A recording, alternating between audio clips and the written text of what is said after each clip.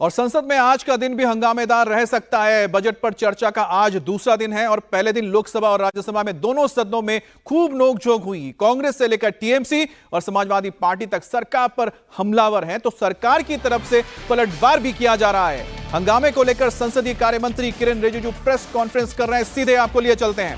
का पहला दिन था चर्चा का, और कल की चर्चा में आप सबने देखा होगा एक शानदार बजट मोदी जी के नेतृत्व में ऐतिहासिक तीसरी टर्म का पहला बजट पेश होने के बाद देश ये देखना चाहते हैं कि बजट पे चर्चा अच्छी तरह से हो, सार्थक हो, ये सब चाहते हैं। कल अपोजिशन पार्टी के कुछ मेंबर, खास करके कुछ दल के नेताओं ने जिस तरीके से बजट के समय में टिप्पणी की और जैसे भाषण दिया, मैं उसको सबसे पहले तो खंडन करना चाहता हूं कि बजट सेशन का गरिमा को नीचे गिरा करके इन्होंने सदन का अपमान भी किया है। प्रधानमंत्री जी ने पहले ही कह दिया कि दल के लिए जो कुछ करना था चुनाव में किया है, अब देश के लिए सबको मिलकर काम करना है। दल के लिए नहीं, देश के लिए अगले 5 साल देश के लिए सबको करना है, प्रधानमंत्री जी ने अपील किया। कल विपक्ष के लोग ने बजट के बारे में कुछ नहीं कहा, सिर्फ राजनीति की है। 2 चीजें विपक्ष के लोगों ने किया है कल। पहला तो देश का जनादेश, जनता का जनादेश को अपमान किया है और प्रधानमंत्री जी को गाली देने का काम विपक्ष के लोगों ने किया है। ये लोकतंत्र के लिए ठीक नहीं है। कल आप देखेंगे अच्छा से, आप पूरे वीडियो को भी आप फिर से देख लीजिए।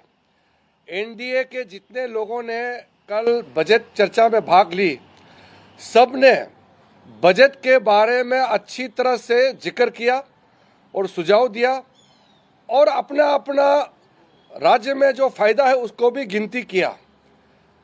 विपक्ष के लोगों ने एक भी बजट में जो अच्छा प्रावधान है इसका बारे में जिक्र नहीं करते हुए सिर्फ गाली देने का काम किया है। लोकतंत्र में, दुनिया का सबसे बड़ा लोकतंत्र भारत का पार्लियामेंट में बजट के समय में बजट पे चर्चा नहीं करके राजनीतिक बात करके प्रधानमंत्री जी को गाली देने का काम करना, ये किसी को शोभा नहीं देते हैं। मैं पार्लियामेंट्री अफेयर्स मिनिस्टर होने के नाते फिर से अपील करता हूं कि बजट सेशन में बजट पे चर्चा होना चाहिए। मैं विस्तार में तो नहीं कहूंगा क्योंकि अभी सदन में चर्चा चल रही है, लेकिन जो बजट में इस बार निर्मला सीतारामन जी के द्वारा पेश किया गया है, मोदी जी का तीसरी टर्म में भारत का दुनिया का सबसे तीसरे बड़े अर्थशक्ति बनाने का, 3rd largest economy of the world बनाने का पूरा प्रावधान नींव इस बजट में रखा है। इसमें क्यों चर्चा नहीं होते हैं? बजट में 11,11,111 करोड़ कैपिटल इंफ्रास्ट्रक्चर के लिए, capital expenditure, world class infrastructure बनाने के लिए जो बजट आवंटन किया गया उसके बारे में विपक्ष के लोग क्यों चर्चा नहीं करते हैं? किसानों के लिए जो देश ने भूल गए थे, ऐसे छोटे छोटे ट्राइबल्स लोगों के लिए जो प्रावधान रखा है मोदी जी ने, उसके बारे में चर्चा क्यों नहीं करते हैं? दूर दराज नॉर्थ ईस्ट से लेकर के कोस्टल एरिया से जो फिशरमैन, फार्मर, यूथ का जॉब एम्प्लॉयमेंट क्रिएशन के लिए, महिलाओं के लिए, किसानों के लिए जो प्रावधान है, इसको चर्चा क्यों नहीं करते हैं? सिर्फ गाली देने का काम क्यों करते हैं? मुझे ये बहुत जरूरी इसलिए समझा कि अगर सही समय में विपक्ष के लोगों का समझ में नहीं आया तो जनता पनिशमेंट देंगे उसको।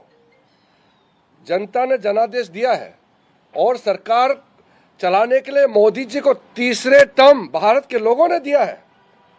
हम अपने आप सत्ता में नहीं आया, मोदी जी को तीसरे टर्म प्रधानमंत्री बनाने के लिए यह जनादेश भारत के जनता का है और भारत के जनता का इस निर्देश को आप इस एक गलत तरीके से अपमान करके और नैरेटिव बदलने का कोशिश करते हैं, ये बिल्कुल सही नहीं है।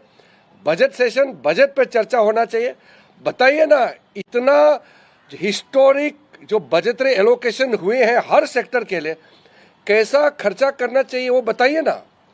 विपक्ष के लोगों को ये बताना चाहिए कि इतना बड़ा बजट को खर्चा करने के लिए और क्या क्या कदम उठाना चाहिए, वो बताओ ना, सुझाव दो। सुझाव देने के लिए बजट सेशन होता है, यहाँ गाली गलौज देने के लिए बजट सेशन नहीं होते हैं। मैं बहुत अफसोस के साथ कह रहा हूँ, लेकिन अपील भी कर रहा हूँ कि कल पहला दिन बजट में जो विपक्ष के लोगों ने हरकतें की है वो दोबारा नहीं होना चाहिए। बजट के समय बजट पे चर्चा होना चाहिए। और साथ साथ हमारे एनडीए के जितने भी स्पीकर से मैं बधाई देता हूं, उन्होंने राजनीतिक भाषण नहीं दे करके बजट पे चर्चा किया और देश को आगे ले जाने के लिए अपना सुझाव भी दिया है। I just want to repeat quickly in English.